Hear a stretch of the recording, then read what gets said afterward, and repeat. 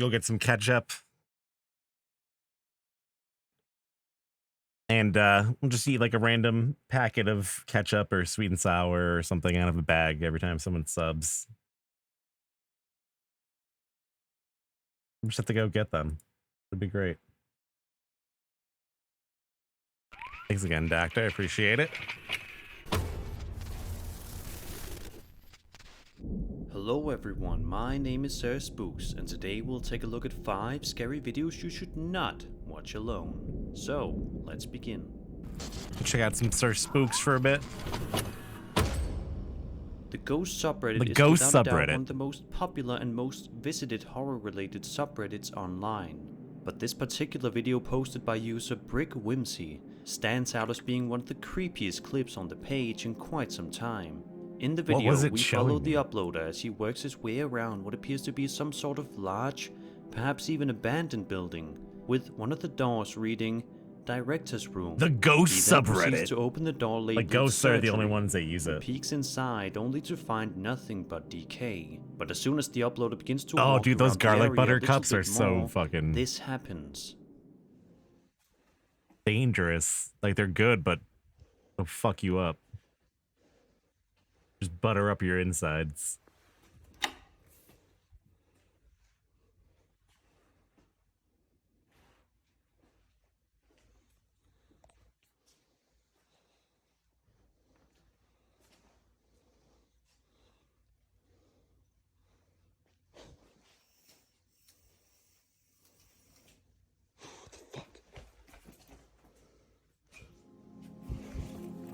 I'm actually hearing a weird Understandably, sound. this would absolutely terrify anybody if this happened to I'll be right them. And judging by the man's panicked and creeped out voice, it's safe to assume that he was quite scared when this occurred. Even though this day has gone and passed though, the uploader can't help but wonder what this could have possibly meant. What was it showing me, he asks in the title of the video. We may never know for sure. Today's video is brought to you by Raid Shadow Legends. It's a game that has it all: badass champions, tough bosses, millions of players, and years of content and regular updates. And as you can see, I've become quite addicted to it. I love how smoothly it runs with its awesome graphics and exciting gameplay that always makes it a fun time. There are millions of players every month, over 100,000 members on their Discord, and almost 40,000 members on Reddit. Furthermore, the game has been downloaded over 25 million times, and over 10 billion PvE battles have been fought. I thought I heard something Yes, upstairs. over 10 billion. We're watching a That's Raid insane. Shadow Legends video. Urbex Hill has stood out as one of the most entertaining and convincing paranormal channels that I've stumbled upon. Like I heard a really loud crash upstairs. It might have been like outside. I wanted to see what it was. Different abandoned locations and explores Nothing. them, usually to creepy and unsettling results. And one of his newest videos is certainly no exception. In the video, Urbex makes a visit to the haunted dude, Alan Urbex Hill Sullivan is like mansion from the 80% of Millionaire's Sir Row Spook's era. channel. 3 people have previously died while in the building, and Urbex explores the area completely by himself. The video in its entirety is a little over 35 minutes, so if you have the time, I do recommend you check out the full exploration, as it is quite interesting and creepy to watch. But let's focus on 2 of the creepiest things. Well, like my that happened to neighbors keep Urbex that getting day. their garbage At attacked around by the like bears and 24-minute shit. mark, Urbex finds himself in some sort of rundown section. And I got home tonight and I saw that their with garbage old was like half newspapers open laying and like around full of various shit. Other items. Like All is quiet in the area spilling out until of their this garbage can. happens. It's like inevitable, you know what I mean? I can just put your garbage away.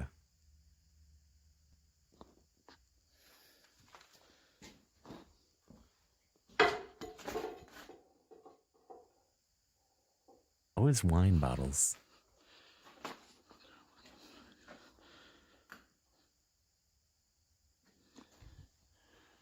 That scared me. I think I've seen this one before.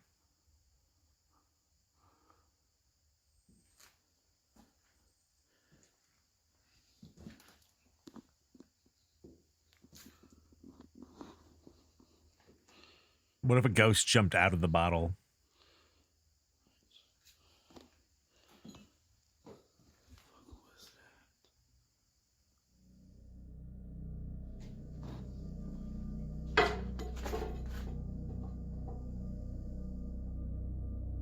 Just about 5 minutes later, he Just makes like his way into a Beetlejuice. different section of the mansion near an old and dusty fireplace.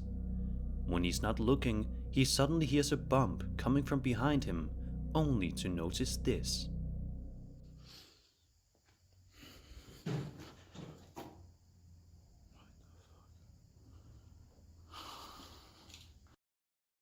It's just like really cold.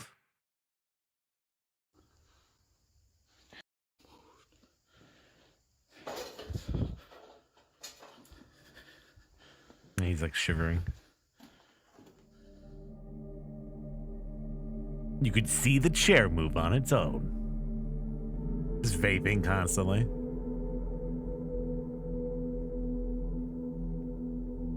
That's the secret to getting the ghost to come out.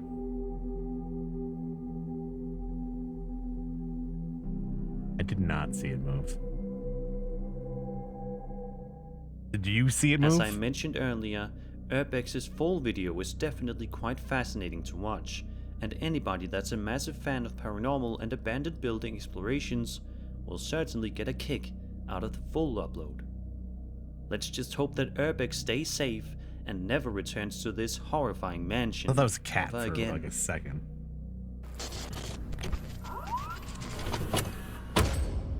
Michael D. McGee is perhaps one of the most well-known paranormal YouTubers out there, with over I've ever heard of 300,000 him. subscribers thanks to his chilling paranormal Michael haunting D. related McGee. videos.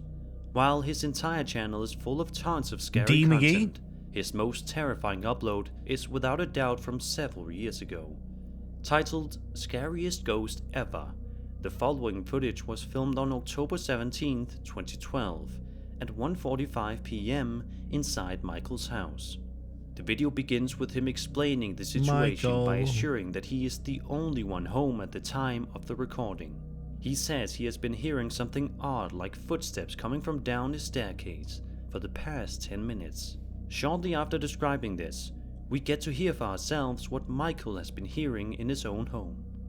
Take a listen to this. See if I can camera this time.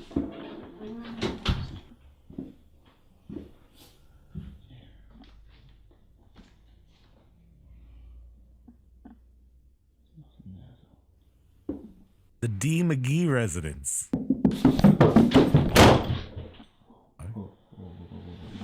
Hello. Hello. Mike. Charlie.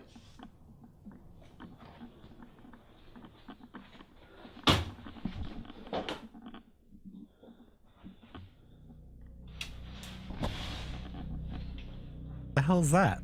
If this is a fake, then this is by far one of the most impressive ones that I have ever seen. The extremely loud and rapid footsteps running up the stairs is something that you would expect to see in some sort of horror movie, but not in real life. Understandably, Michael sounds quite freaked out after hearing this, Me but and proceeds to open the Michael. bathroom door, which is right next to the stairs, and finds nothing of interest inside. Seeing as how this video was published in 2012, and because Michael has uploaded since then, it is safe to assume that he is doing okay now, and hopefully isn't still being haunted by these scary spirits in his home. Let's just hope that if they are gone, they never come back.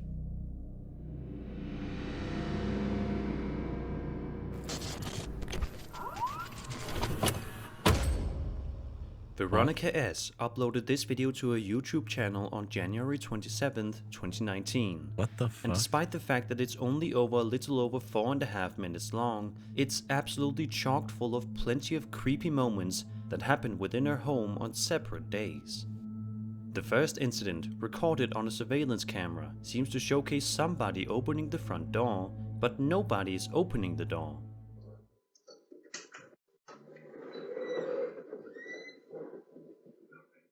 That looks like Take another footage look, recorded over and like you'll other notice that it footage. seems to be some sort of ghostly apparition within their living room area opening the door.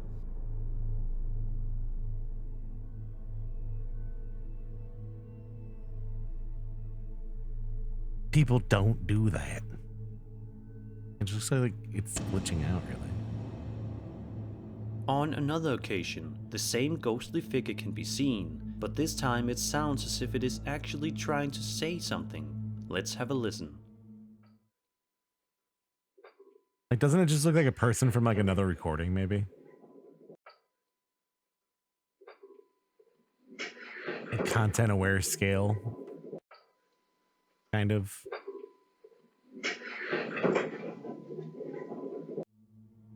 Vanessa also claims that every night at around 3 a.m. her kids wake up screaming and absolutely terrified. But why? Are these kids somehow noticing the creepy paranormal spirit in the house and are terrified by it? Does it usually come into the house at around 3 a.m.? These are questions that neither we nor Vanessa have the answers to. She also describes that during one incident, they started to hear their kids crying again in the room, but this time the door was completely stuck, and no matter what they did, they couldn't seem to open it. So what happened to you if something bad happened? I'm scared to walk in the dark and I'm terrified. The You go fuck? back towards that tree. I'm following him. Why? It didn't follow him at all. I'm not even moving it. It finally moved. This door's stuck. Get the out of here. The aftermath of 3 adults having to break down the door. What? Yeah, was that a Steve McQueen bed? Hell yeah. The ghost just wanted the bed.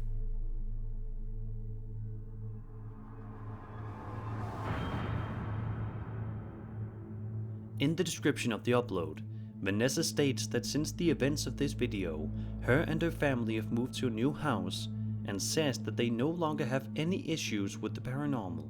Let's just hope that it stays that way and no other spirits come back looking to haunt her and her family yet again.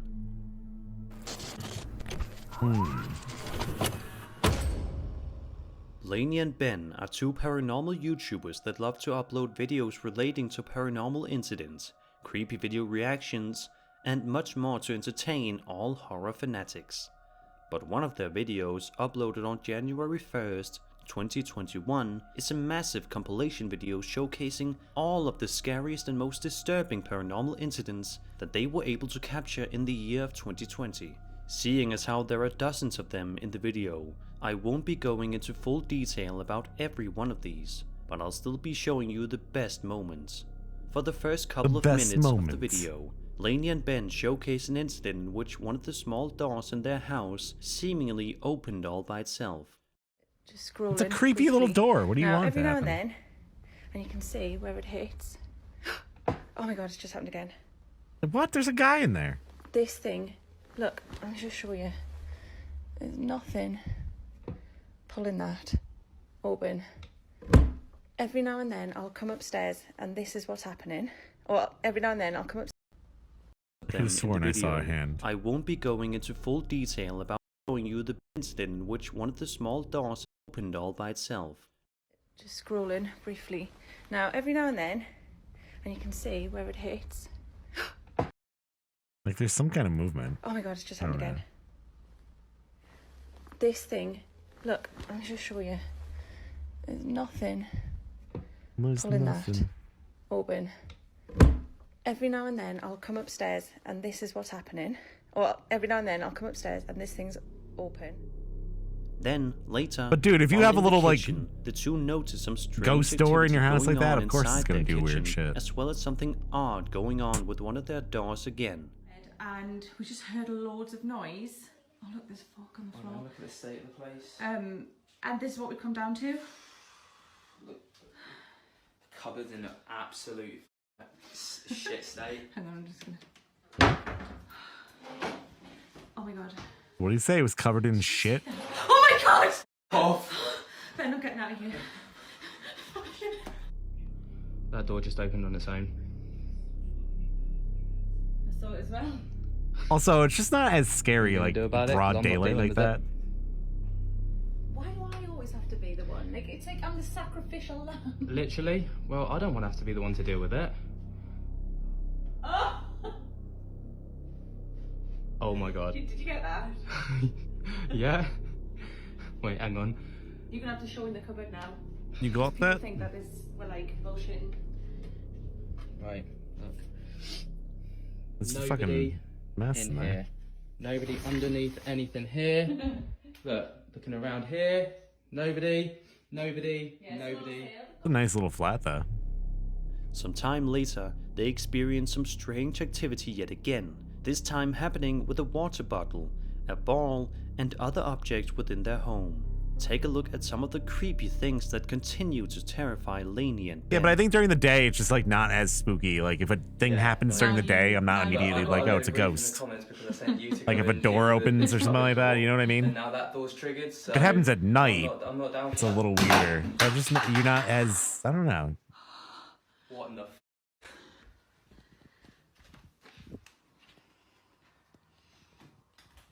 I feel like your imagination That's gets the with you dishwasher way easier and the- at night than does it You know, day. unit, washing machine.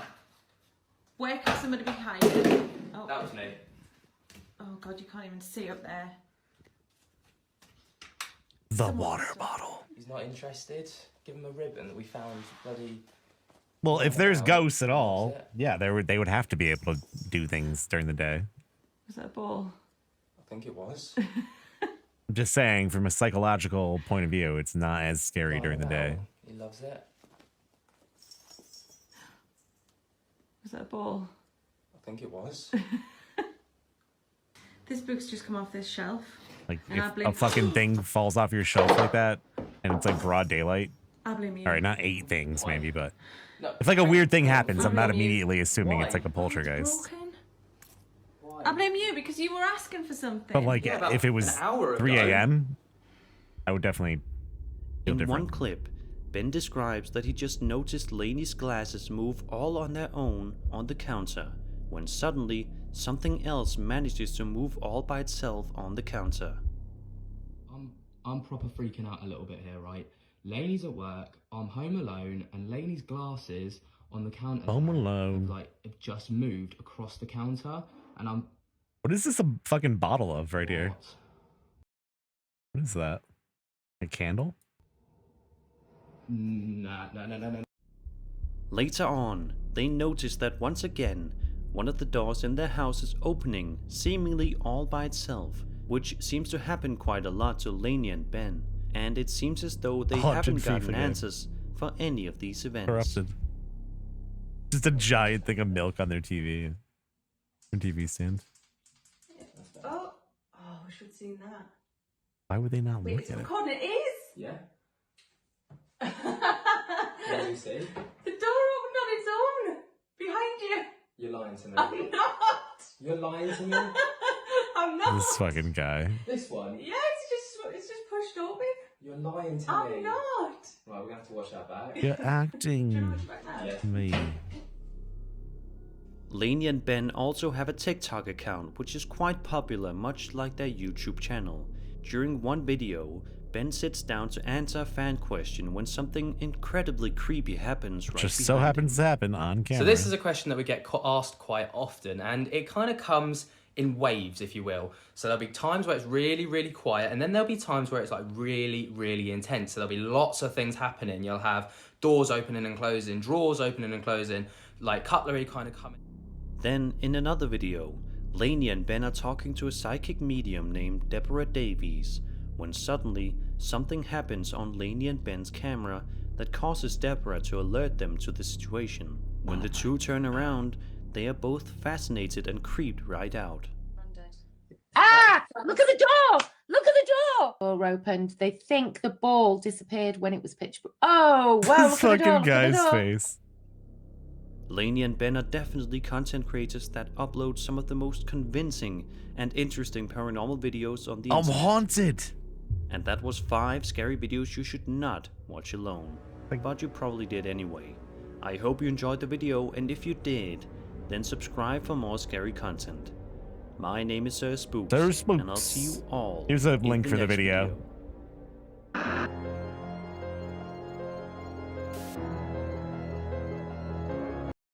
Just wanting to get some Boom, boom, boom, boom, boom, boom, boom, boom.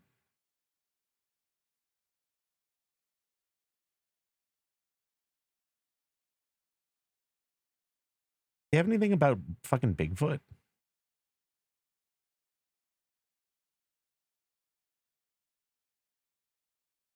Where are all the Bigfoot videos?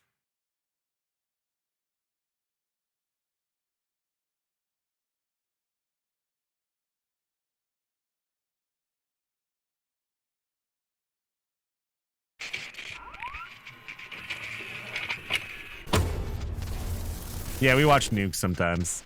We watch a bunch of random things.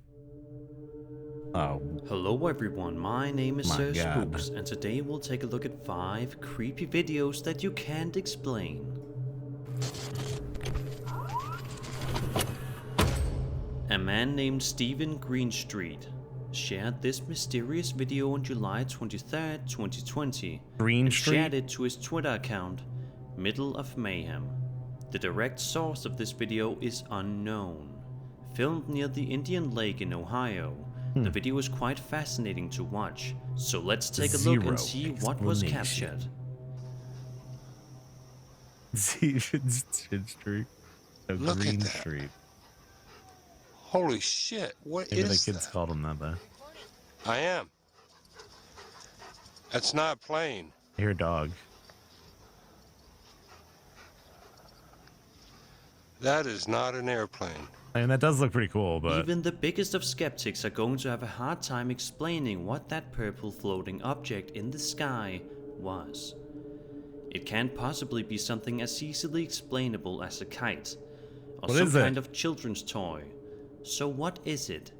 It seems as though nobody is quite sure of what the definitive answer is, seeing as how there's never been a follow-up video or explanation released since the upload of the video. You see it? That is not a satellite and that is not an airplane. it's enhanced, guys.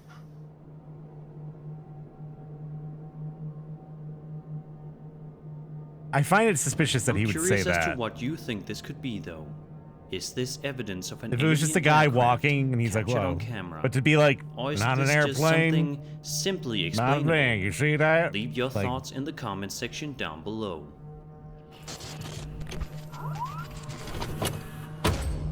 Over on my subreddit Sir Spooks, many people share their videos relating to paranormal activity and visual evidence of spirits captured on camera. But this video, uploaded by the user Fuzzy Bunny Lost, is scary due to its audio rather than its visual. Orb followed by laughter. Take a look at the creepy video and Fuzzy see the Bunny chilling Lost. sound that was An captured interesting on username. the What's the user's story behind camera that? day. I'm a lost fuzzy bunny. Not all who wander are lost. At the orb.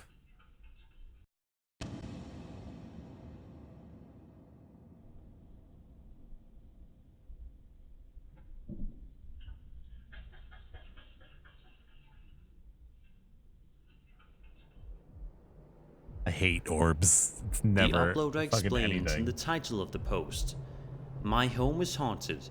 This is my basement. There's an orb followed by laughter. This was caught by my motion-activated night vision camera. We've lived here for 15 years, so we're kind of used to this kind of thing." Hearing that Looks like all those disturbing movies are gonna laughter in fall this over. video is enough to give anybody the goosebumps.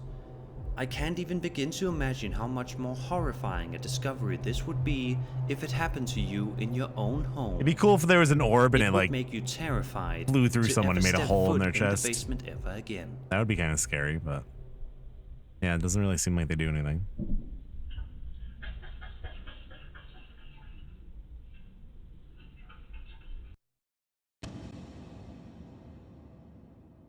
It would just blew you the fuck up. Why are they still showing it?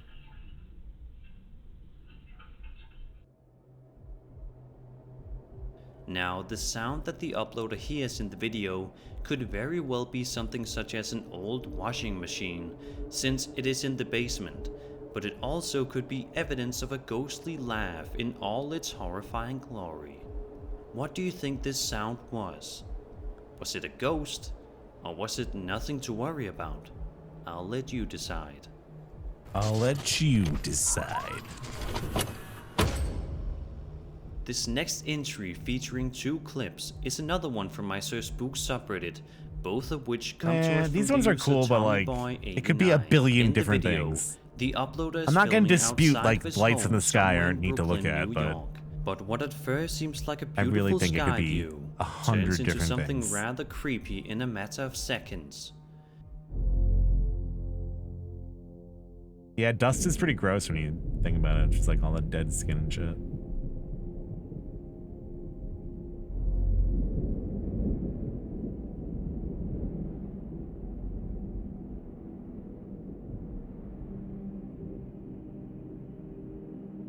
I don't want to call Tommy Boy a liar, but I don't know about this video. Also shot in like Had the that first only been digital one camera light ever made. appearing in the sky, this video probably wouldn't have been too weird. But seeing as how there are 3 lights in the sky, it certainly makes you wonder. Notice how they are all in close proximity to one another as well. They are not far apart whatsoever. The second video from this Reddit user shows us stuff a like this has closer always look been at happening. the lights in the sky, The Phoenix lights, which makes the whole scenario pretty even big more bizarre. instance of something like this, but spotted by like thousands of people.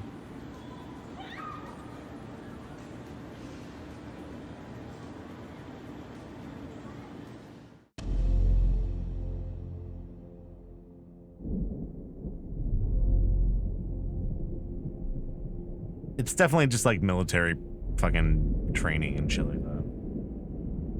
It's always like flares, I think. What was captured in the and sky stuff like that day when is they're in like a anybody's shape or guess. something. But I want to know what you think. Is this evidence of UFOs? Same thing over with the Brooklyn, Phoenix Or lights. is it something like a light show? Be sure to leave your ideas in the comment section.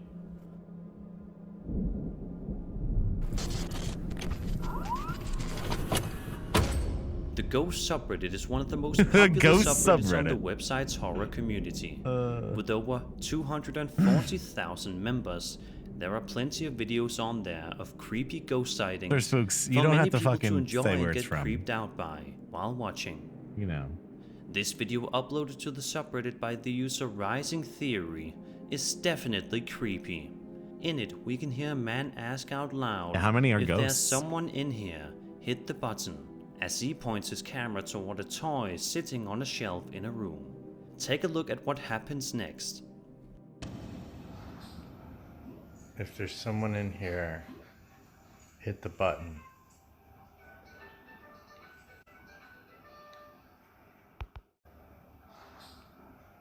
If there's someone in here, hit the button.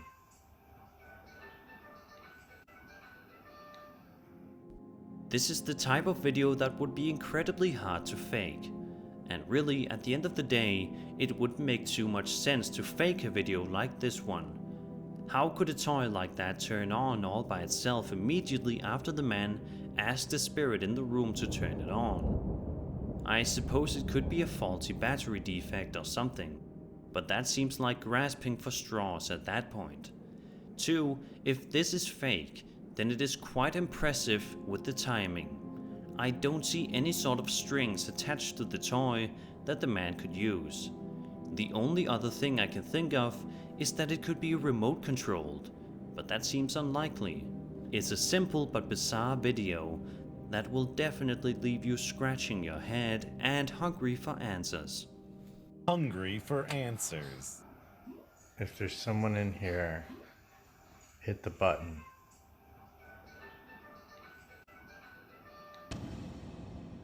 Sometimes the most simplistic ghost experiences can end up being the most interesting and most hard to explain. Do you have any theories as to how this toy turned on all by itself? If so, Grasping at I would love to hear straws. them down in the comments.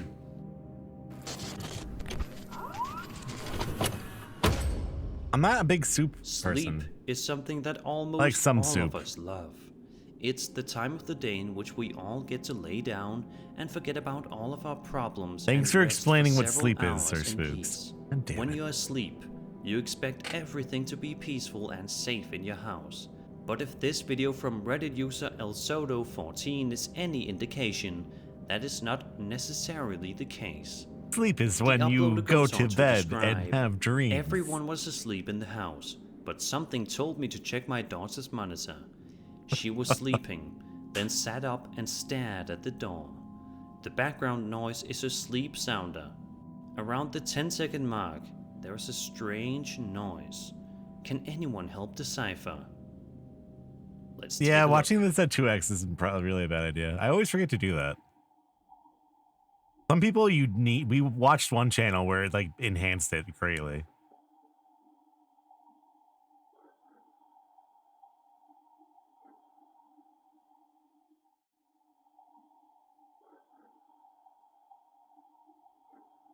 What? Leave this poor The little sound girl in alone. question is definitely quite strange. Like, why are you putting your And surely daughter's scan fucking the uploader's daughter if she video heard it. feed of your daughter It sleeping sounds like a two-syllable on Reddit, word of some man? sort, but it is quite Can you just like difficult maybe to say you decipher. saw something? But it may not even be a word. It could be gibberish or some sort of other sound. Could it just be a malfunction of the sleep sounder in her room? That doesn't seem like the right Why answer. are you at the fucking post your daughter's bedroom on Reddit like of a fucking ghost video? Come on.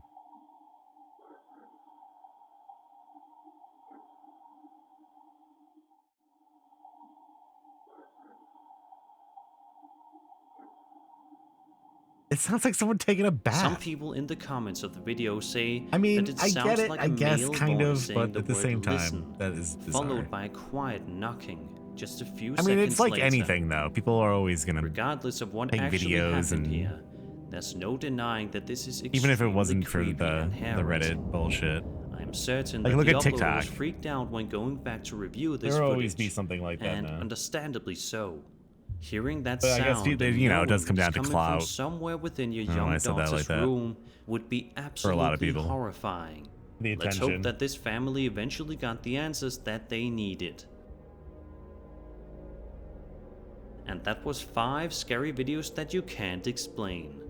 I hope you enjoyed the video. But I and I if you love these did, videos then and taking the piss subscribe out of for them, but more I hate when scary people content. put their fucking kids in My them. name is Sir Spooks, and I'll see you all in the next video. Like, it seems like we kind of all agree on social media or whatever that like using your children in YouTube videos is like very scummy and weird. Especially them like crying and, you know, trying to emotionally manipulate people with that stuff. Like, why put a ghost video Ended up up? passing away. Like, not that important.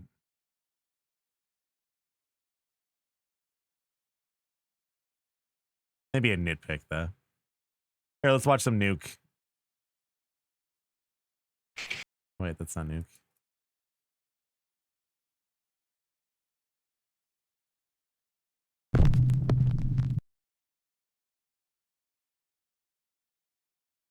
But I mean, it's good that people recognize that that's fucking scummy at least. Some sort of faith in humanity. I don't know if we've watched this one.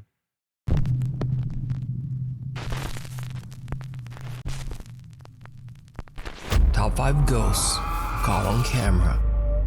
Exorcism, fail. Paranormal investigator Mark from the YouTube channel Donnie Drunkard believes his home in Canada is haunted by a very dark entity that attached itself to him after one of his many paranormal investigations. He's seen and recorded unexplained shadow figures and terrifying poltergeist activity that has terrorized the one about both the car? Mark and his I cute did watch little it, but I don't dog, think I Terry. watched it on stream. During 2 of his live streams, he points an SLS That's a good camera dog. towards the storage closet in his basement. I hate that effect. The fucking stick figure. It looked like he was dancing on the ceiling.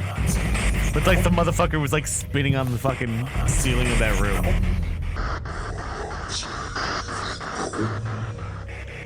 What is he doing up there? Yeah, I got him. Oh. Look at it. Yeah, I got him. Oh.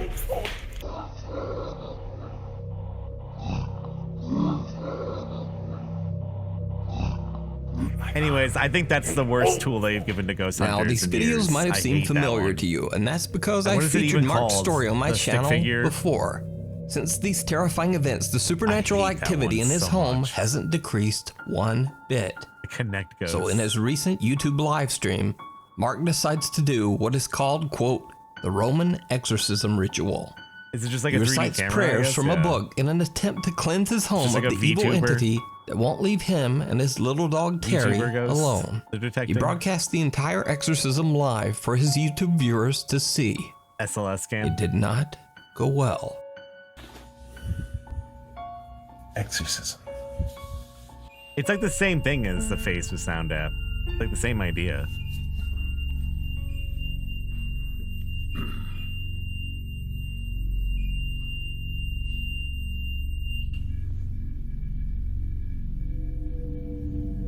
That's okay. Getting some bad Ben vibes. I'm gonna keep going. Mark's REM pod goes off, but he doesn't think much of it. He continues to read prayers from the, quote, Roman ritual book. That's when things get downright chilling. O God of heaven and God of earth, God of the angels and God of the archangels, God of the patriarchs. A lot of gods. Who's that man on your wall? Eyes upstairs. Who is that? That Chris Eyes Hansen? upstairs. The fuck is that? Eyes upstairs. Who is this? Who is that? Eyes upstairs.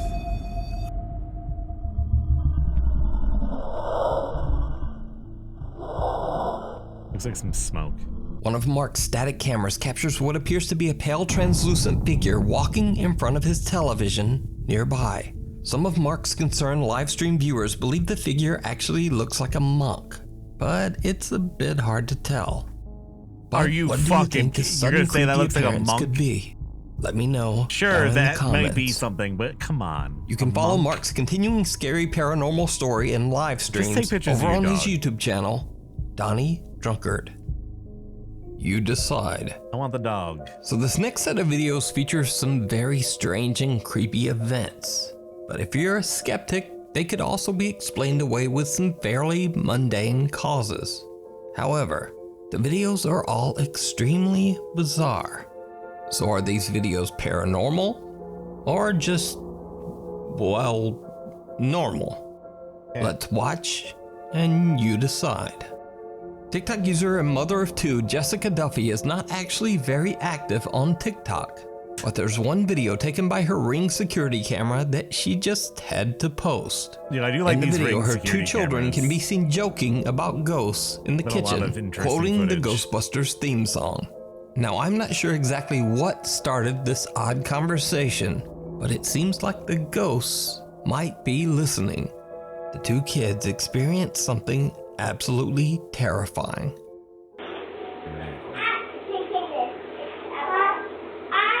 At least this isn't like them just filming the kids though. Like this is the Ring camera at least.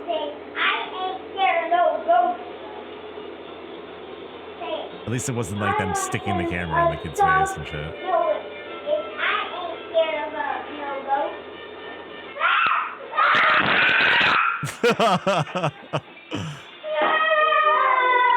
That sounds like some acting. Being scared of ghosts.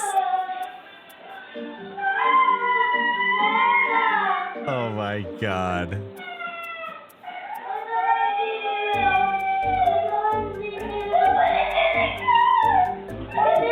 So they go back. I ain't afraid of no ghosts. Good job, you guys get McDonald's. Well, when I said that the two kids experienced something absolutely terrifying, I meant terrifying for them. Because They've even Jessica seen that Duffy does terrified. not They claim seem like in they any were way that this hamming it footage up. shows anything related to the paranormal. It's very possible that this was simply a strong gust of wind that happened to blow the door shut at a comically perfect time. Yeah, the flowers. Or Maybe. was it? Because only a few days later, something else happens that's a little harder to explain.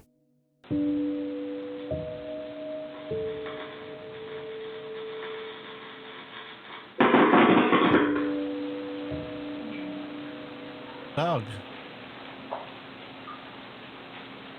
I think I've seen these before, haven't I?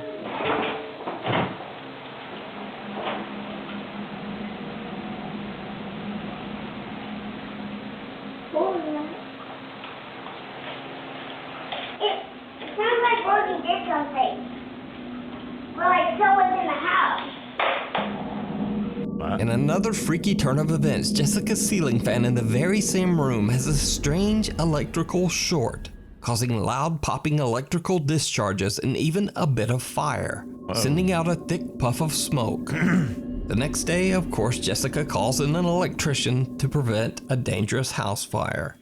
Now again, this might not be anything paranormal at all, but it's certainly a very strange phenomenon to occur just days after her children decided to taunt, quote, ghosts There's no in the parents house. there at all.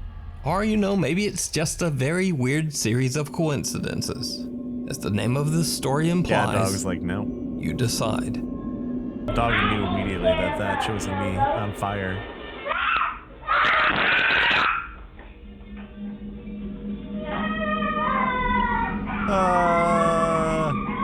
The fact that they threw it on the another counter, what strange they were and messing possibly with, just paranormal like, video, they an were anonymous not urban explorer from the being YouTube serious. channel The Unknown Cameraman is exploring an abandoned psychiatric hospital in New York when he and his friends hear the unexplained sounds of something very odd inside the creepy old building.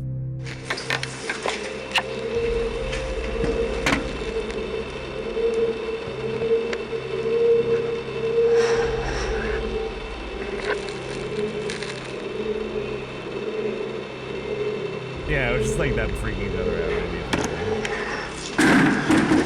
The fuck? It stopped when I slipped. It's weird. Even though YouTuber The Unknown Cameraman is an urban explorer and not a ghost hunter, it's obvious that the event even freaks him out.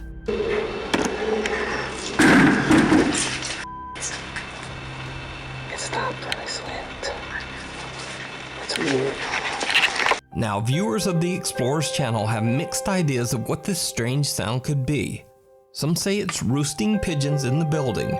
Some claim it's the whooshing sound of an odd vacuum created inside the closed-off structure.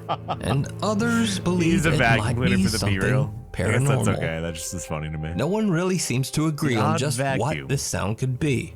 But the Vacuum. real question is, why Actual does the vacuum loud cleaner. sound just suddenly stop all at once? Whatever this creepy sound is, it's definitely not something you want to hear while exploring an old abandoned mental asylum.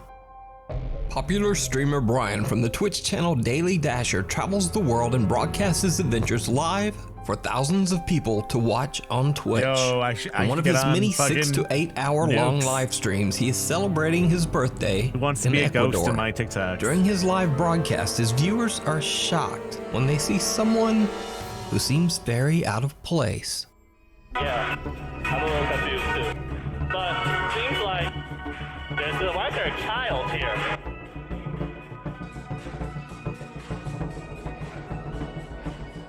Why don't you ask?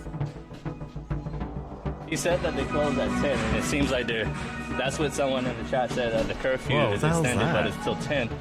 So even though we didn't get the exact words out of his mouth, there's still It's a like curfew. a gondola thing It that seems goes like over like a river? What the fuck is These that? might add up. Where is that? That's fast food? Don't scare me like that. I mean, oh my it god, looks it's like it's- gone! It looks like it's the middle of the day. Chat, Could've just I been a don't like kid, supernatural right? stuff. Why you guys said it's a ghost girl?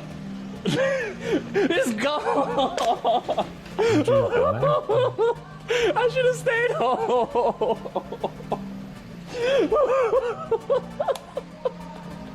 What the fuck?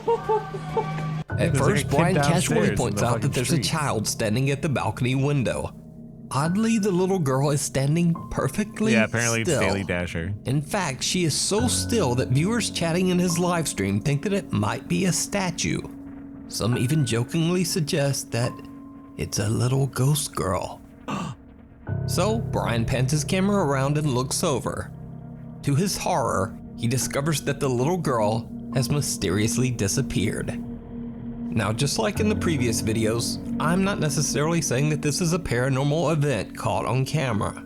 It might simply be that the girl, who doesn't move and appears to be completely unresponsive to her surroundings, maybe she just ran off when Brian was distracted. Maybe she heard But you Brian's talking to reaction yourself to the and odd fucking disappearance dipped. seems very sincere. He actually seems a bit shook. Is that fast food? Don't scare me like that. Oh my god, it's gone! Oh no! Chat, I don't like supernatural stuff. Why you guys said it's a ghost girl? It's gone! I should have stayed home. But, as with the other videos, I leave it up to you to decide. Leave it up If you to see a you. video that you think would be perfect for the top 5, or if you have a ghost hunting channel and you caught something great, contact me at nukestop5@gmail.com. Something in the closet. Last week I featured creepy footage of the terrifying haunting at the home of Mary Therese Pagay. Verify the We've seen client's this one. identity. I've seen this girl and before. Ano ito? Sige pa, sige na. O, tara. 1, 2, 3, go. Now that I have introduced myself to the patient. Together with her brother, Mary was recording a nursing instructional video as part of her education, when suddenly the two got the scare of a lifetime.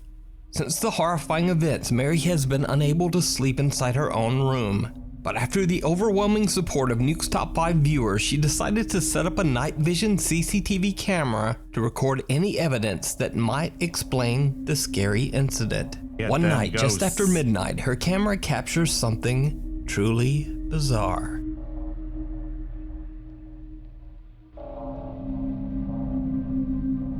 Like some incense.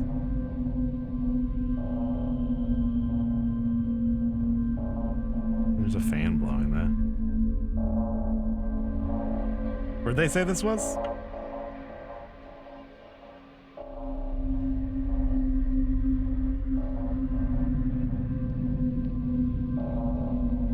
I like that An nightstand. eerie smoke-like mist floats by and Couldn't an that be electric like a fan in Mary's room diffuser or turns something like on that? by itself. Her curtains move on their own and a bright orb appears right before the electric fan turns itself pretty much the off same. again. Mary says that earlier that day her camera caught even more unexplained footage.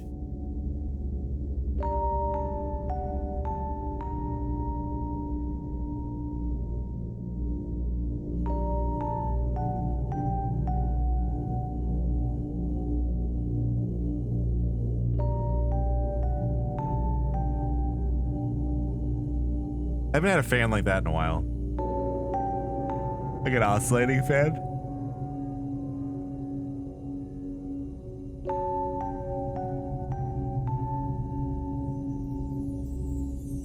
The closet door swinging open and slamming shut on its own is creepy enough, but the footage is even scarier when you realize that a dark shadow slowly creeps its way. One of my favorite things about these towards the videos is closet. the music. Now Like the it's a stock little hard music, to see at spooky first, but music. watch closely as I add a little I love, video like, cheesy, enhancement. spooky music.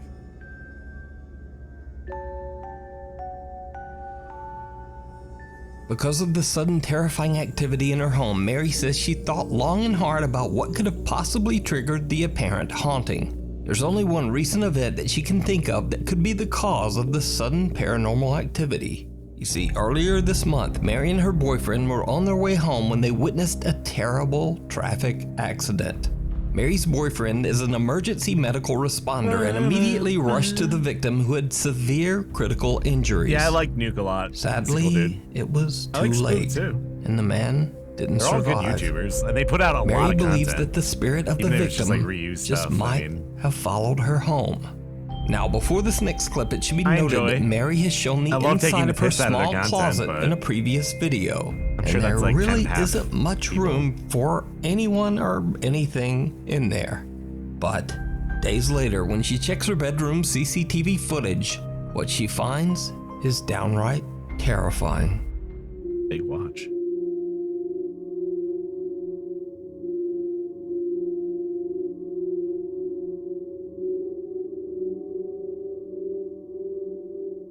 What? What's happening? Speed times 7.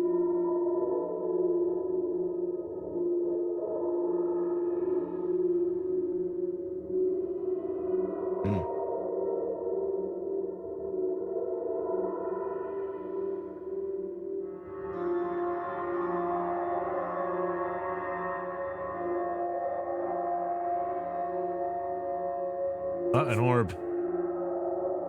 Did you see it? A hand can be seen reaching out from inside of Mary's bedroom closet, and soon after, the stacked set of chairs in front of her desk move on their own. So just what do you think is happening in Mary's family home? Something still lives here. A paranormal investigation team from the YouTube channel RC Fun TV travels to an abandoned house in Vidyabum, Cambodia. Locals claim that in 1994, the land used to be a graveyard for hundreds of deceased men, women, and children. Eventually, the land was sold and the owner had the cemetery excavated and the bodies burned to make room for his new family home. The fuck? Shortly after the completion of the house, allegedly several members of the family were repeatedly pulled out of their beds by an invisible force. Soon after, the family began to suffer from horrible, unexplained diseases. Fearing that they were cursed by the angry spirits of the former graveyard, they left the home and never returned. The small wooden house has now been abandoned for over 10 years. The Cambodian paranormal team prepares a ceremonial offering for the restless spirits that might be haunting the home. During the preparation, they are interrupted by something they can't explain. Okay, ប្រិមិត្តឥឡូវនេះយើងបានរៀបចំសំណែននៅចំពីមុខកម្មវិធីតែម្ដងបាទកម្មវិធីតែផ្លូវនេះយើងឡើងអត់បានទេតែទីទៀតយើងនឹងឡើងតាមប្រួយក្រោយបាទយើងឡើងតាមប្រួយក្រោយ Can't take the stairs. ឥឡូវ Light up the incense. កូនចាំមកនេះគឺមកសុំថតបាទមកសុំថតហើយចង់ដឹងថាមូលហេតុអ្វីបានជាម្ចាស់ផ្ទះមិននៅទីនេះគាត់នៅមិនសុខបាទគាត់នៅមិនបានឬក៏មានអ្វីនៅទីនេះមានអីហ្នឹងគឺសុំឃើញបាទគឺសុំឃើញណា Find out whether there's a spirit residing here.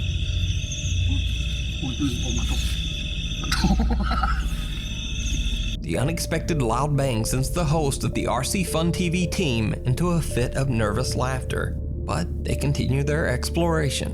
The team is a little reluctant to climb the rotting wood stairs of the house and instead head around to the back of the building and climb onto the roof.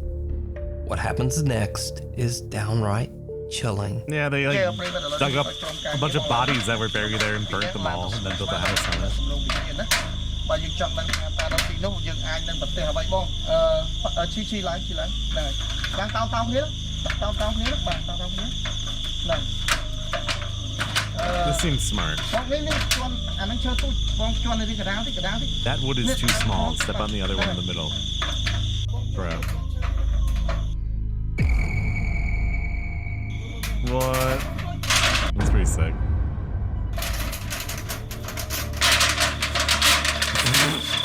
Oh, it's not even that.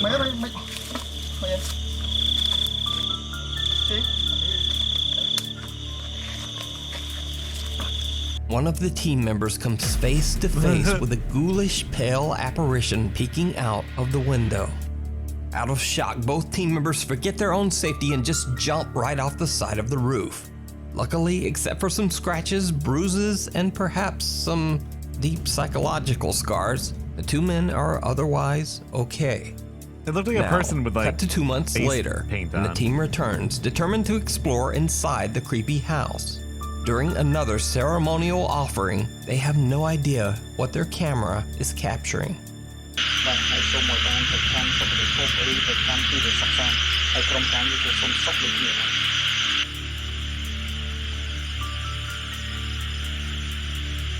Did you see it? The team is completely unaware that something seemed to walk by the window upstairs. After careful deliberation, the two men decide to climb the rotten stairs up to the house. Once inside, they see something absolutely horrifying.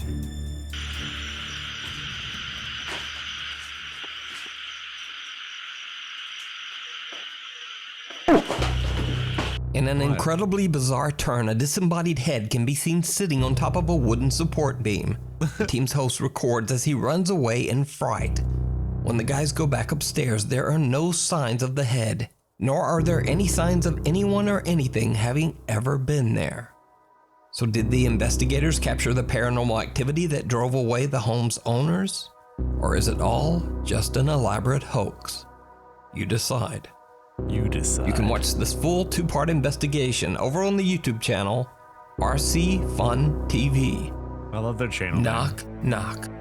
Over the course of a couple of months, a series of strange events began to occur in several states in Malaysia. People began to report that someone had knocked at their door very late at night, but when they went to answer, there was no one there. There was no one there.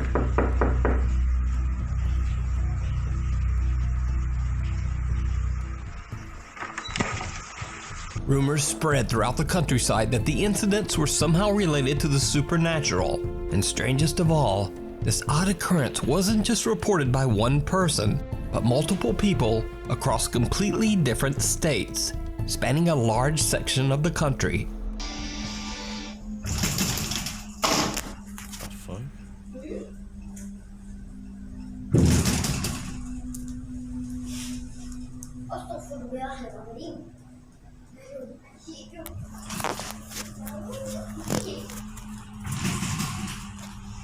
This dude is like, what the fuck's going on?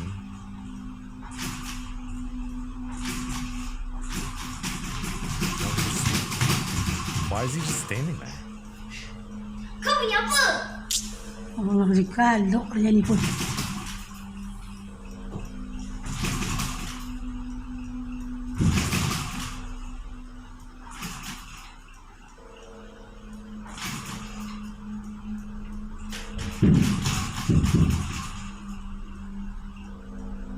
Now, at first the story might just seem like an odd couple of videos.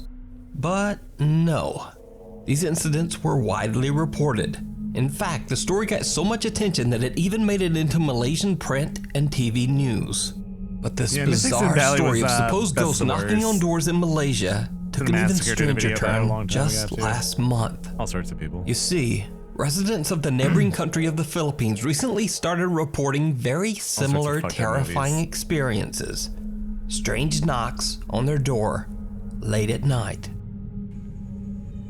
The broom. I don't understand what was happening in that video. Like, I was just like standing there.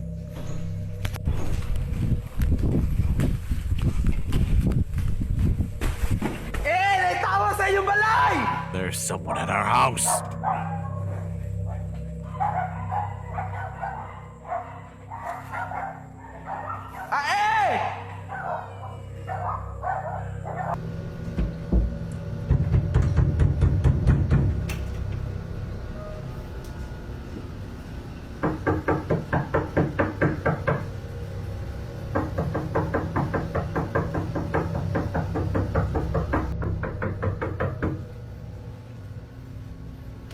I think someone's trying to break into their house.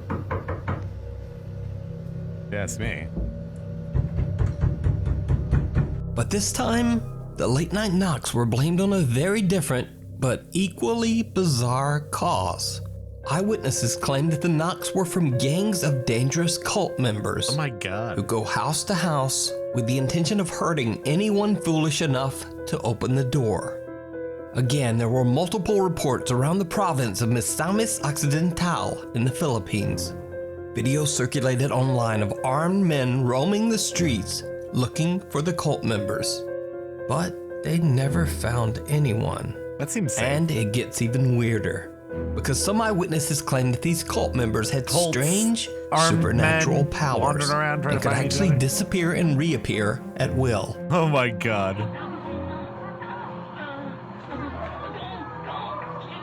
Lu mau lagi sunat kulit.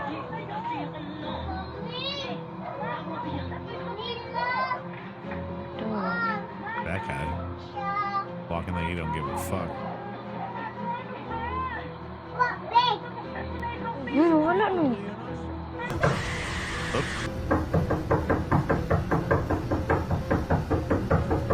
The reports were taken so seriously that the Philippine National Police conducted an extensive investigation.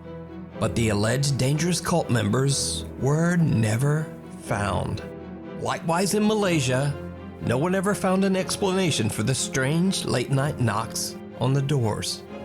So, the question remains, just what is going on in Southeast Asia with these strange reports of supernatural late-night knocking? And are the incidents in Malaysia and the Philippines related? Maybe We'll just never know. Thanks for watching. Follow me on Instagram Maybe here. we'll never Follow me on know. Twitter here. And then apparently there's also a TikTok. All right.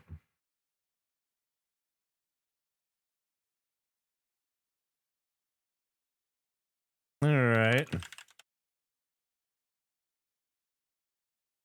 That's Two all massive- well and good.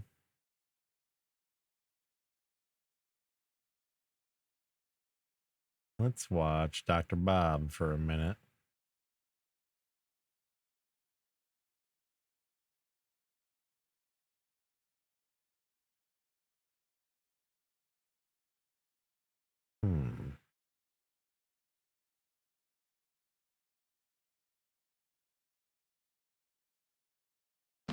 The explorer slashes his way through the jungle, using his large machete to hack through the thick undergrowth. He suddenly stops and turns around. Which way was it again? His local guide answers, but he must wait for him to finish and his research assistant to translate. Like super jail almost. He says to continue straight. It's just another 100 yards or so. The gentleman explorer offers a quick nod before turning to resume cutting his way through the forest.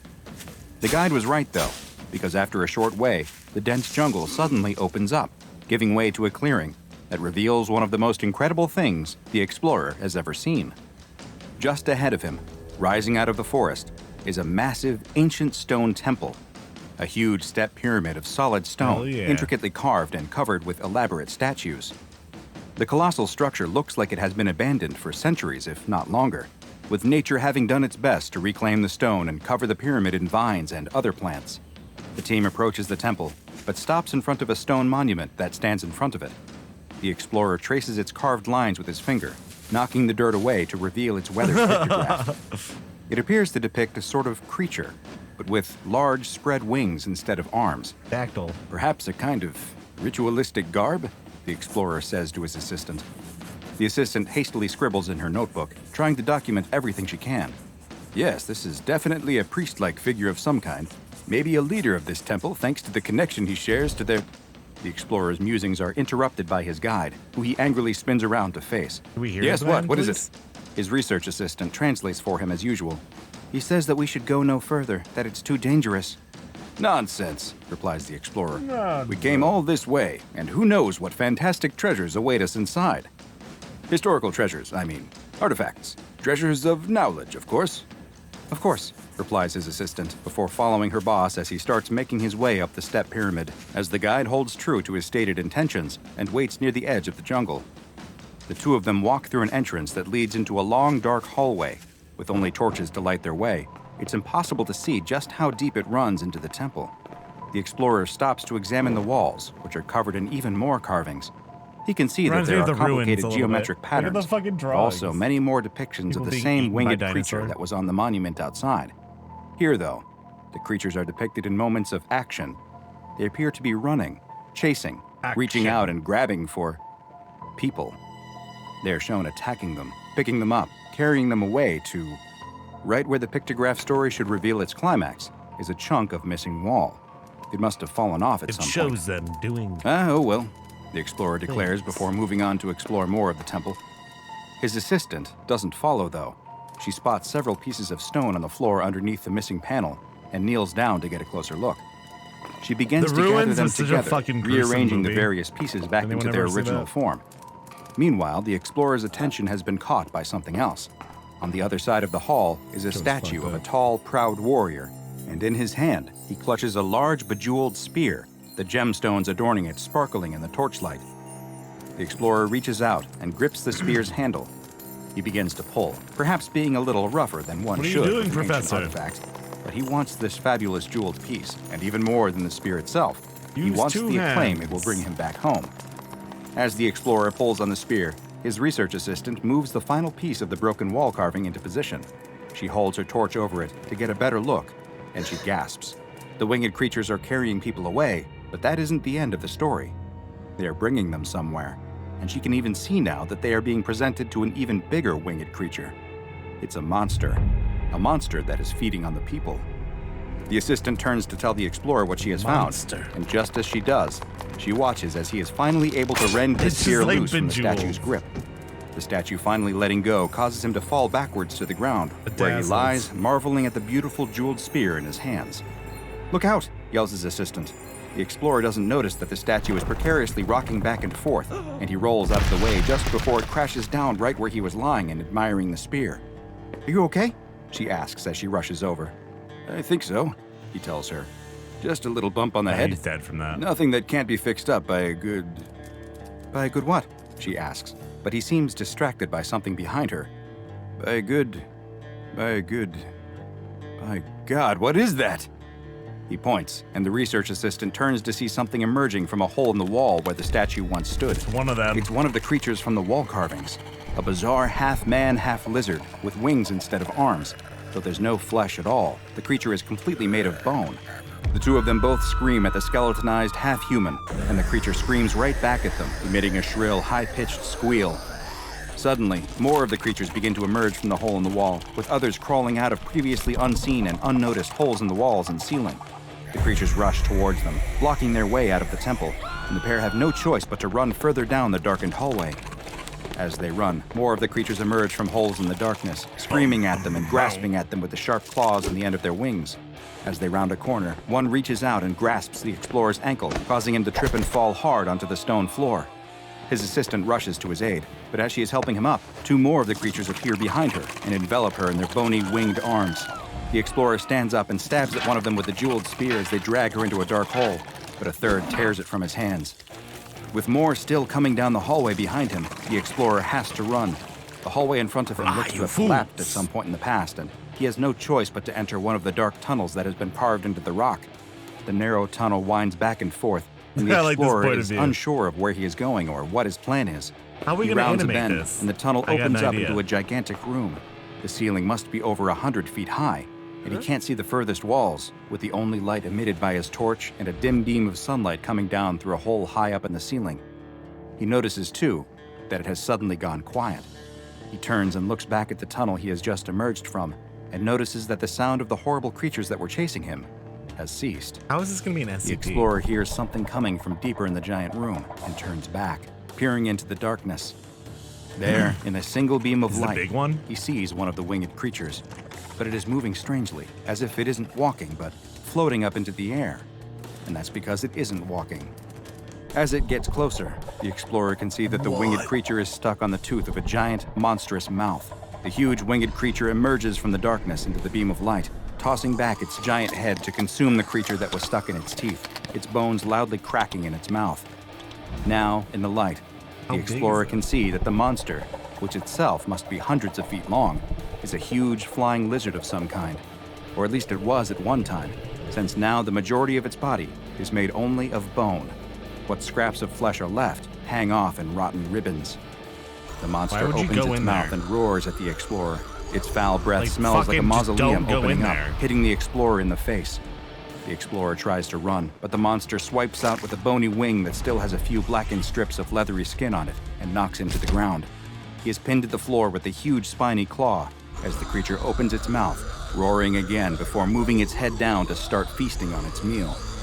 The explorer closes his eyes, bracing himself to be eaten alive, when the creature suddenly lets out an ear-piercing scream. The explorer opens his eyes to see the jeweled spear sticking out of one of the few spots of flesh remaining on the creature's clawed foot, and gripping the shaft is his assistant. She looks a little worse for wear, but she's alive. She offers him a hand to help him up.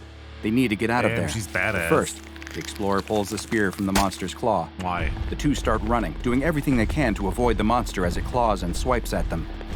They spot an illuminated opening at the other end of the vast room, and with no other option, start heading towards it.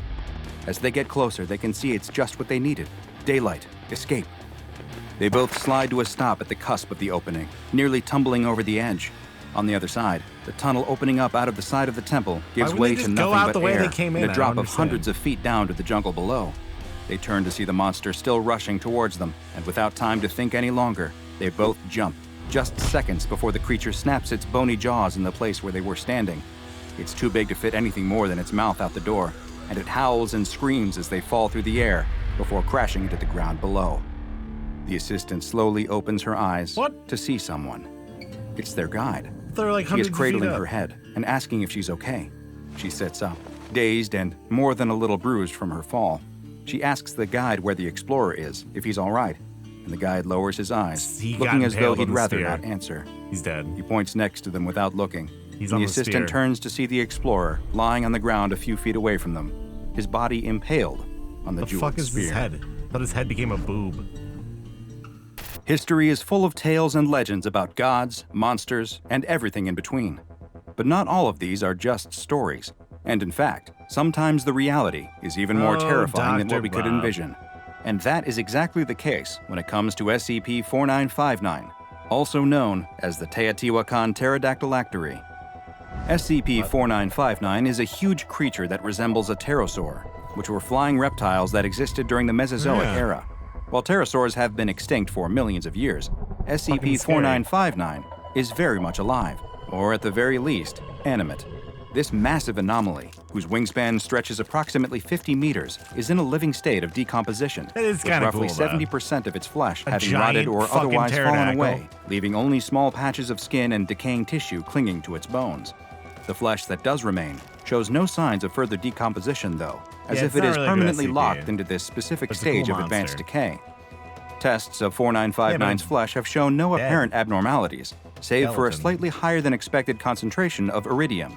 Its eyes are no longer present, but the eye sockets somehow shine with a bright green light, though the source of this luminescence is unknown. When angered, the creature also emits a multicolored corona of fire from its wings, skull, and neck. What? SCP-4959 was discovered in a gigantic chamber beneath the Temple of the Feathered Serpent in Teotihuacan, Mexico. A number of tunnels connect to the chamber, and these too are anything but empty. Lurking within the temple's many twisting passages are entities that have been designated SCP-4959-A. These humanoid-sized creatures appear to be constructed of various human and pterosaur bones, creating an all-new creature that is an amalgamation of both.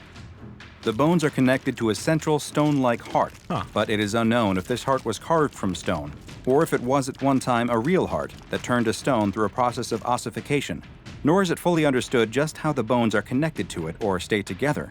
The 4959-A entities also have a number of varying adornments on their bodies, which can include strips of decayed fabric, feathers, and precious stones that resemble those worn by the indigenous people who resided in the area many centuries ago. Interesting. SCP-4959 is carnivorous, though it is unknown if it requires or simply desires to feed.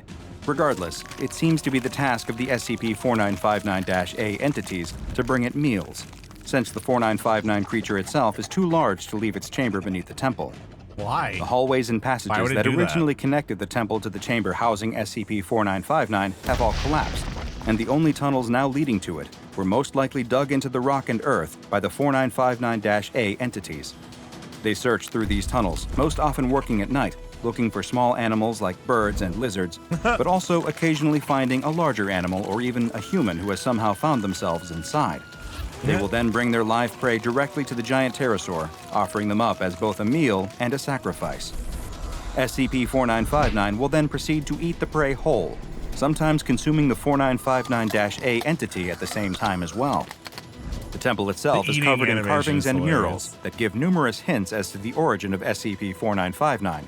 While it is unknown just how it got there, it appears as though the local people discovered the creature within its chamber and regarded it as an avatar of their feathered serpent god, or perhaps another unknown deity. A temple was constructed at the site, It was and just they there? soon began making sacrifices to the god creature that lived beneath, starting with small animals but then progressing to human sacrifices on important holy days. There is also something else shown in the murals that looks to be of great importance. It seems as though SCP-4959 possessed a sort of heart, which is depicted as a large gemstone, described as being red as blood and bright as the rising sun. This gemstone was previously housed at the pinnacle of the temple, though its current location is unknown. Following intense study of the site by That's why it's all SCP fucked up, Foundation someone historians, stole it. a narrative was pieced together that may explain at least some of what happened there. It seems as though there was an uprising within the local population in roughly the 6th century AD. A conflict had arisen amongst the people as to whether this really was a god, or something else, something evil. Those who doubted the deific origins of SCP-4959 wrested control of the temple and journeyed into its depths to attempt to kill the creature. The many scorch marks on the wall are a testament to the battle that likely took place, and while they suffered many losses, it appears as though they were at least able to seal the chamber shut, Jeez. It is currently unknown what became of the great jewel on top of the temple after this, but its location is of great interest to the Foundation, given that it may well be the source of SCP-4959's longevity. SCP-4959 has been classified as Euclid, and it continues to be contained within the chamber beneath the Temple of the Feathered Serpent, though all of the tunnel entrances leading into it have been blocked by reinforced gates. If new ones are discovered as the result of SCP-4959-A's continued tunneling, they too are to be gated and sealed. Once per week, a large live animal, most often a cow, is deposited down a shaft that leads directly to the chamber, and so far, this seems to be keeping SCP-4959 content to stay within its tomb. Just what is SCP-4959? And what are the half-man, half-pterosaur creatures who serve it? Are they former human sacrifices, now destined to live in eternity in servitude to their master? If SCP-4959 was a god at one point, the fact that we are now the ones responsible for feeding it and keeping it happy means that, in a sense, we are the ones serving it now. Now go and watch another entry from the files of Dr. Bob, like SCP-3700, The Tides of War, for another anomaly with godlike implications. And make sure you subscribe and turn on notifications so you... Good video. All about that Dr. Bob.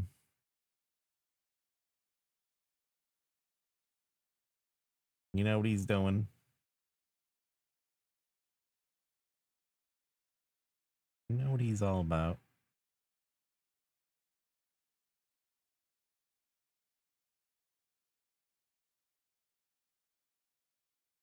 Looking for...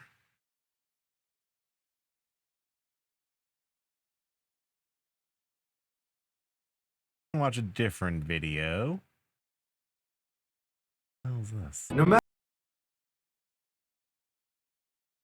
Maybe not this one. That looks interesting.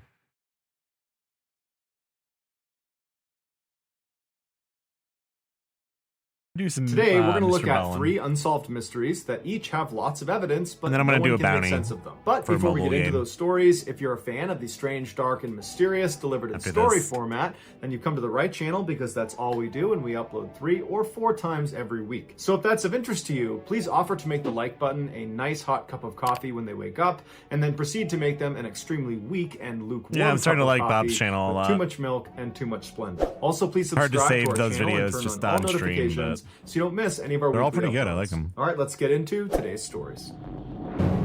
I like the structure of them.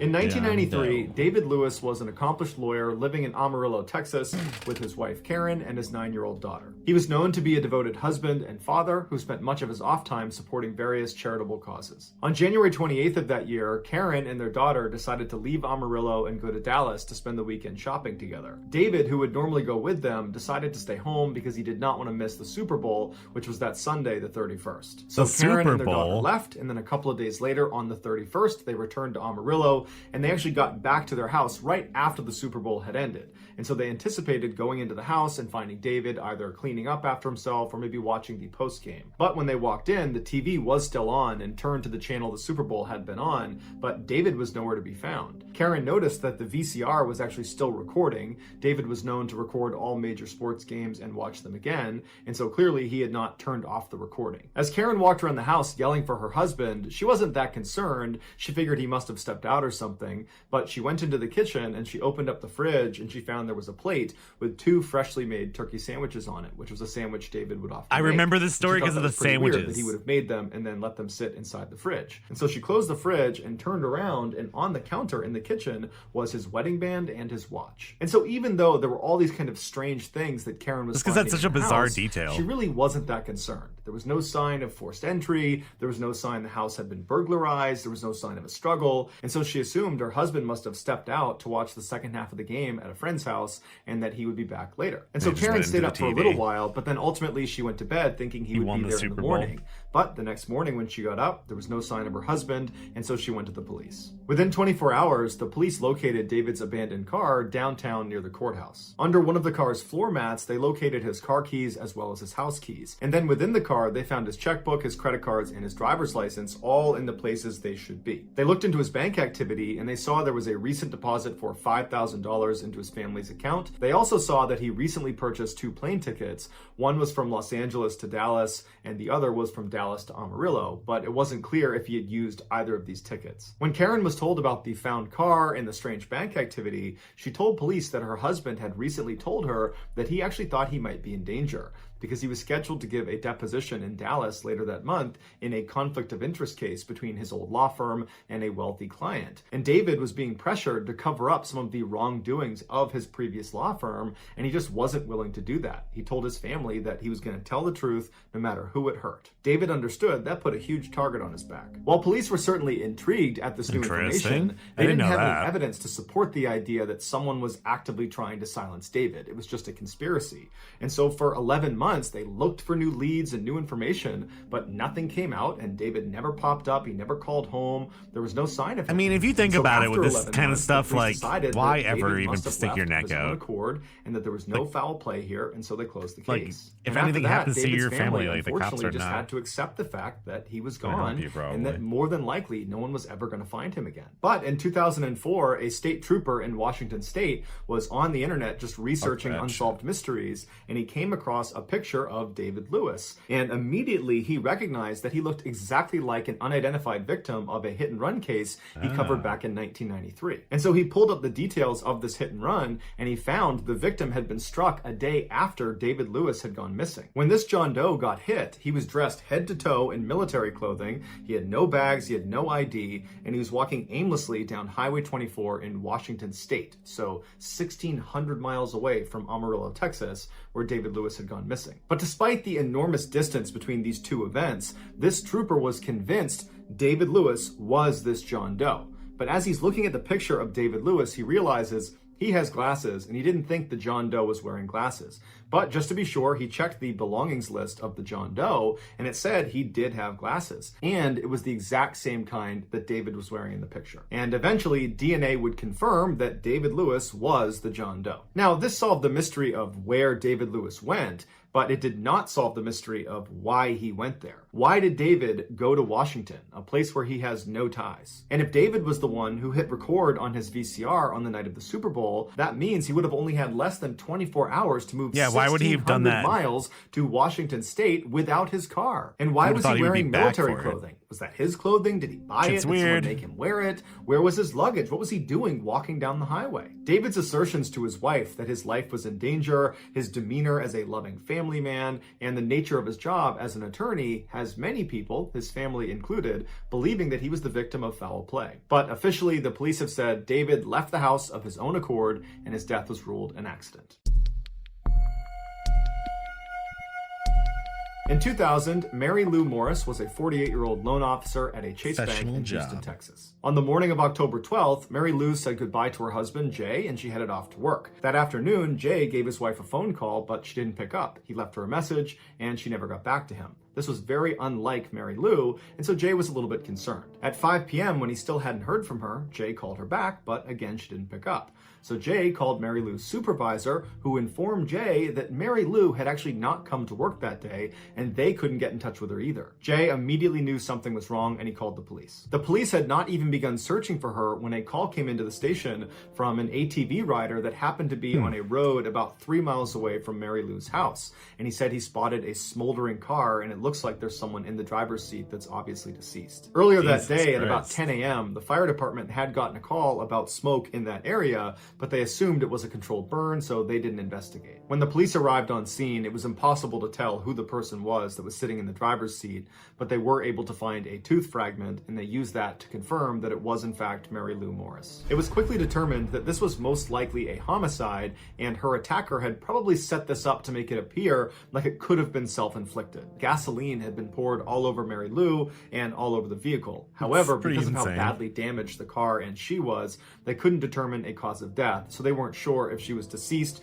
when she was placed in the car and it was lit on fire, or if she was in the car and the fire was the cause of death. A number of Mary Lou's valuables were still inside of the car, but her wedding ring was not on her finger. Mary Lou's family and the community at large were shocked. They just could not understand why anybody would want to target such a nice person that had no enemies. The day after Mary Lou's death, the local Houston newspaper received an anonymous call from a guy who just said Mary Lou's death was an accident. And the newspaper tried to get more information, but the person hung up and they couldn't trace the call. At the same time this drama was unfolding for Mary Lou Morris, another drama was unfolding for another Houston woman with the same name. This was in like the 39-year-old 2000s. Mary McGinnis Morris was a successful nurse practitioner who by and large got along with all of her coworkers with one exception. A new employee at the clinic, a male nurse named Dwayne Young, was making her feel really uncomfortable. One day when Mary McGinnis got back to her desk, she found all of her pictures of her family had been flipped onto their faces, and in the middle of her desk was a piece of paper that just said death to her. And she knew right away this had to be Dwayne, but she had no way to prove it. And so that night when she went home, she told her husband Mike about this guy Dwayne, and she said, I don't feel safe at work. Can you teach me how to shoot a gun? And so he did. He taught her how to shoot a gun, and then he went out and got a pistol, and she tucked it under her driver's seat in her car just in case. On October 16th, so 4 days after Mary Lou Morris was found dead, and 3 days after that anonymous phone call to the newspaper, Mary McGinnis Morris was at a drugstore after work. And as soon as she went inside, she noticed there was this strange man on the other side of the store that was just watching her. She called her best friend Lori to tell her that there was this strange guy and wanted to know what to do. And Lori said, wait for him to leave. But the guy didn't leave. Like he so the stayed Ray in the Dragon store Ball and stared at Mary. And so eventually Mary said, you know what? I'm just going to pay for my stuff and get out of here. I got to stop by the office, but I'll be home in just a few minutes. I'll be totally fine. And so Mary hangs up. She buys what she needs. She leaves the store. And then 12 minutes later, she places a frantic 911 call saying someone's trying to kill her. And this 911 call was not made public because apparently on the tape, you can actually hear her being attacked. Mary McGinnis was found later that night in her car. She was deceased. She had a single gunshot wound to the head. It was clear from her 911 call that she had been attacked, and so this was almost certainly a homicide. However, her attacker tried to stage it so it looked like it was self-inflicted. The murder weapon, which was actually her pistol that was tucked underneath her seat, had been placed next to her hand on the seat next to her. None of Mary McGinnis's valuables were stolen. However, her wedding ring was missing from her finger. After Mary McGinnis Morris's death, people began to speculate that her death and Mary Lou Morris's death were connected. Specifically, this was a professional hit gone wrong. The reasoning for this theory is there was just too many coincidences. They shared the same name, they lived in the same city, they were killed within days of each other, and both of their deaths were staged to look like they were self-inflicted. And each woman was missing their wedding ring, which apparently is a common way for professional hitmen to let their clients know that the job was done. The people that subscribe to this theory believe Mary McGinnis Morris was the intended target and Mary Lou Morris was just an accident. And in fact, after killing Mary Lou Morris, the hitman must have realized, whoops, I made a mistake, and they called the newspaper to say, literally, that was a mistake. And then a couple of days later, the hit was successfully carried out on Mary McGinnis Morris. The police looked into this theory and they discovered that Mary McGinnis's husband, Mike, had recently accused her of cheating on him, and he was really, really upset about it. He also refused to take a polygraph test and would not allow his daughter to talk to the police. And Mary McGinnis had a $700,000 life insurance policy that Mike was in line to receive. And so immediately everybody's like, okay, obviously Mike put a hit out on his wife, and that's what started this whole thing. But when they dug into it, they realized that no matter how upset Mike was, there wasn't any evidence that tied him to the killing of his wife or to Mary Lou Morris, and so he was ruled out as a suspect. As for Mary McGinnis's co-worker, Dwayne Young, who wrote death to her on her desk, it was clear that he did not like Mary, but he was ruled out as a suspect as well. And unfortunately, that's where both of these cases go cold. To date, no one's ever been charged in either murder. Kind of insane.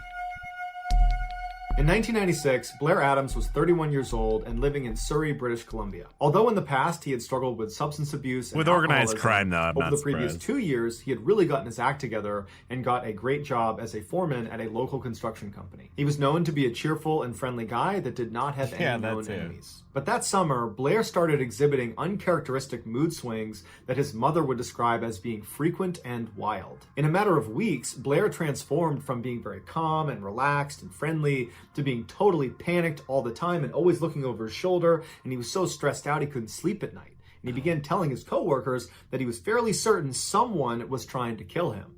And they would say to him, Blair, I don't think you're okay. You really need to see a doctor. When his mother confronted him about his erratic, paranoid behavior, he told her, "Mom, I really shouldn't tell you about it." And she said, "What's it?" And he said, "Mom, I can't say anything else." And that was it. She could never get any more information out of her son. Blair's strange behavior came to a head on Friday, July 5th, when he went to his bank and withdrew all of the cash out of his account, totaling $6,000. And he also emptied his safety deposit box, which contained thousands of dollars worth of jewelry and gold. 2 days later, on Sunday, he left his house and drove 30 minutes to the Canada-USA border, and he attempted to enter the United States. But being a single guy carrying a bunch of cash and jewelry and acting really nervous, he fit the profile of a drug trafficker, and so he was denied entry. Frustrated, Blair left and went back to his house, and the next day, which was Monday, he went to his construction site and he abruptly told his boss that he was quitting. And he didn't even pick up his final paycheck, he just left. After leaving the construction site, he went straight to the airport where he promptly purchased a $1,600 round trip to Frankfurt, Germany. Although we don't know why he wanted to go to Frankfurt, Germany, he did work there briefly the year before. His flight was supposed to leave the following day, which was Tuesday,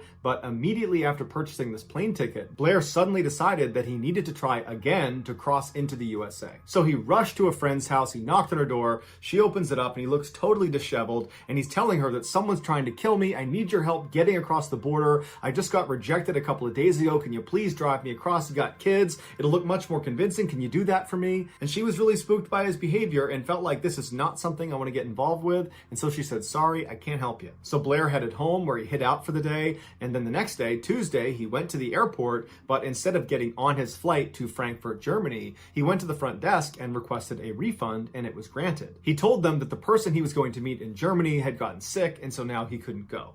And so the only person he could have been talking about was the girl he had briefly had a fling with when he was there for work the year earlier. But later on, investigators would talk to that German girl, and she would say she was not in touch with Blair, and she definitely was not expecting him. Blair left the airport and rented a car, which was a Nissan Altima, and he immediately went to the US-Canada border, except this time he was able to get across. He made his way to Seattle, Washington, where he went over to their airport, and then abandoned his Nissan in the middle of a parking lot, and then went down and bought a one-way ticket to Washington, D.C.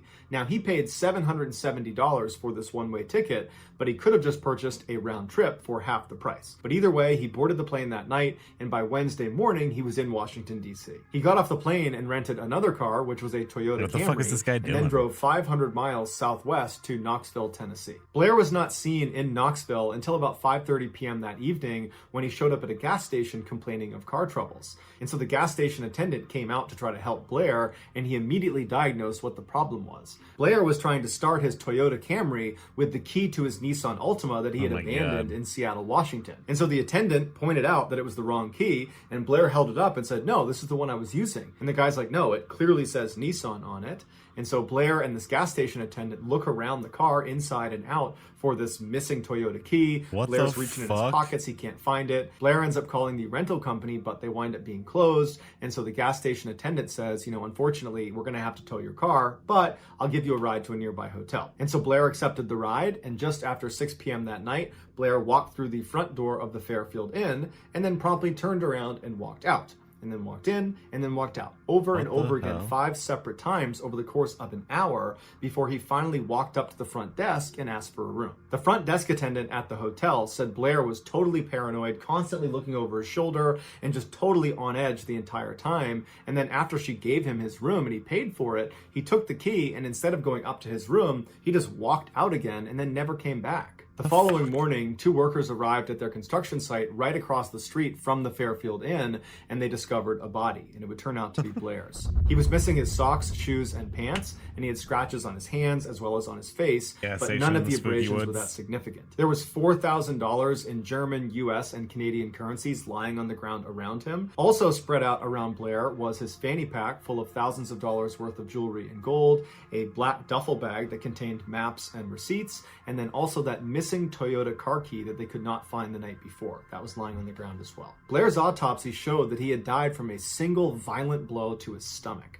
but they had no idea what actually struck his stomach. Toxicology reports showed that Blair had no drugs or alcohol in his system. The only DNA evidence that was found at the crime scene was a single long strand of hair that Blair was clutching in his fist. But there's no more information about this hair online. There were no witnesses, but there was a security guard who claimed to have heard screaming, a woman's scream, coming from the area where Blair was discovered at about 3:30 in the morning. The only lead police had was the sketch of this guy that apparently people had seen Blair talking to outside of a Cracker Barrel restaurant right after Blair had left the hotel. But police were never able to identify this man. Investigators were baffled. Was Blair telling the truth that someone had been trying to kill him for weeks leading up to his death and they finally caught up to him? And if so, why didn't he tell authorities? Or was Cracker Blair Barrel delusional killer. and he just happened to run into another killer when he was in Tennessee? Unfortunately, we still have absolutely no idea. So that's going to do it, guys. If you found the secret in today's episode, let us know in the comments what it is and where you found it, so give us the timestamp. And if you're the first to do that, we'll pin you at the top of the comments section. If you enjoyed today's video and you haven't done this already, please offer to make the like button a nice...